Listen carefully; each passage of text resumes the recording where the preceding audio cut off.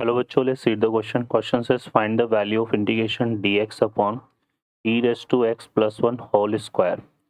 Option है log of e raised to x plus 1 minus 1 upon e raised to x plus 1 plus c, log of e raised to x plus 1 plus 1 upon e raised to x plus c, log of e raised to 2x upon e raised to x plus 1 plus 1 upon e raised to x plus c, and log of e raised to x upon e raised to 2x plus 1 plus 1 upon e raised to x plus 1 plus c. Solve करते हैं question को. इस question के लिए जो की concept है वो देख लेते हैं यहाँ पर हम. की कॉन्सेप्ट में अगर हम बात करें तो अगर हमारे पास कोई इंटीग्रेशन है जो कि कुछ इस तरह से सॉल्व हो रहा है. यहाँ पर देखो, अगर हम बात करें तो ए एक्स प्लस बी अपॉन सी एक्स प्लस डी का होल स्क्वायर इंटू ई एक्स प्लस एफ, है ना. तो इसको अगर हम सॉल्व करते हैं बाय पार्शियल फ्रैक्शन तो ये हमारा इस तरह से डिस्क्राइब होगा. ए अपॉन यहाँ पे आएगा सी एक्स प्लस डी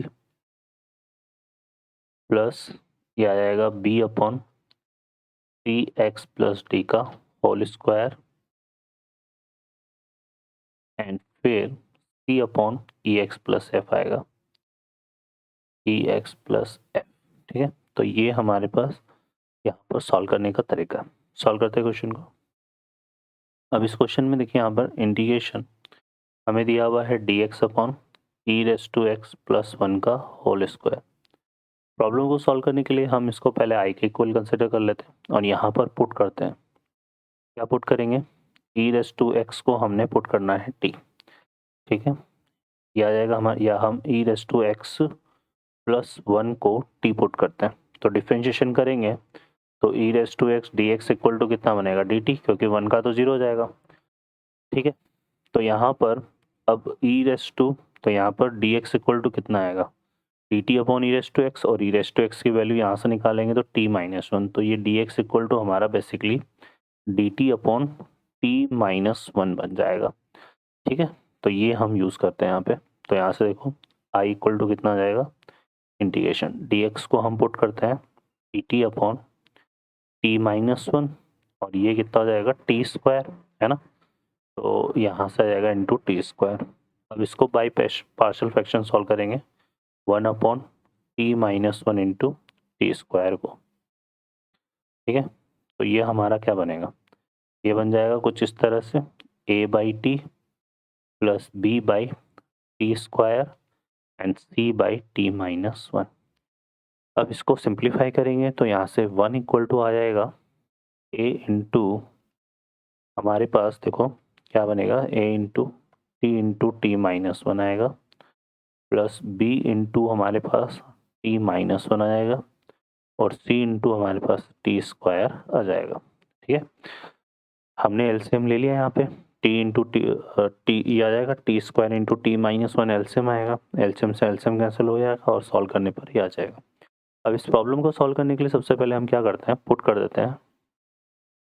देखो क्या, t equal to 0, t equal to 0 put करेंगे तो ये ए वाला पार्ट 0 हो जाएगा, सी वाला पार्ट 0 हो जाएगा और टी यहाँ पे आएगा माइनस का बी, तो माइनस बी इक्वल टू कितना आएगा? 1. सो बी की वैल्यू हमें कितनी मिली? -1. फिर हम पुट करते हैं यहाँ पे t equal to 1. T equal to 1 put करेंगे, हमारे पास a वाला पार्ट और b वाला पार्ट 0 हो जाएगा और यहाँ 1 पुट करेंगे तो c बचेगा. तो c की वैल्यू जो है वो हमारे पास 1 आ जाएगी t इक्वल टू 1 पुट करने पे. अब हमें b की वैल्यू, हमें किसकी वैल्यू मिल गई यहाँ पे? हमें मिल गई b की वैल्यू और हमें मिल गई c की वैल्यू. हमें चाहिए a की वैल्यू, तो उसके लिए हम क्या करते हैं? यहाँ पर कोफिशिएंट ऑफ t को कंपेयर कराते हैं, है ना. Comparing coefficient of t. तो देखो t का कोफिशिएंट यहाँ से बनेगा माइनस का a, है ना, और यहाँ से प्लस का b, तो ये बन जाएगा a माइनस का a प्लस का b. और इधर तो t का कोफिशिएंट है ही नहीं क्योंकि इधर तो सिर्फ 1 है, तो इक्वल टू कितना आ गया? 0. तो b इक्वल टू क्या हो जाएगा? a. तो जो b की वैल्यू है वही a की वैल्यू हो जाएगी. अब हम इसको पुट करते हैं यहाँ पर, तो यहाँ से देखो क्या बना हमारे पास? इंटीग्रेशन हो जाएगा, a की वैल्यू हमारे पास कितनी है? इक्वल टू b, तो a की वैल्यू भी -1 हो जाएगी, तो -1, है ना. और ये हमारा किसके इक्वल आता? -1 के, तो आएगा -1 अपॉन टी फिर माइनस का किया जाएगा 1/t², है ना। यहाँ से प्लस ले लेते हैं और ये माइनस का 1 कितना आएगा t², ठीक है। ये आ जाएगा हमारे पास, और c की जो वैल्यू है वो कितनी आ रही थी 1, सो +1/t-1 और यहाँ पर करेंगे dt, ठीक है, dt। अब इसको सॉल्व करते हैं, तो देखो ये क्या हो रहा है, ये तो हो जाएगा माइनस का log ऑफ t। अब ये t की पावर -2 बनेगा, तो इसका इंटीग्रेशन t की पावर -2 + 1/-2 + 1 आएगा, तो माइनस माइनस ये कितना हो जाएगा प्लस, और t की पावर -2 + 1 -1, तो ये आएगा 1/t, ठीक है। और ये हो जाएगा log ऑफ t-1 और प्लस का c, ठीक है। यहाँ पे देखो log m - log n apply हो रहा है ये इस वाले रिजल्ट में, ठीक है ना, क्योंकि ये माइनस का t है, तो ये आ जाएगा हमारे पास, देखो यहाँ से कितना, ये तो बन जाएगा log ऑफ t-1/t, है ना, और प्लस का 1/t प्लस c।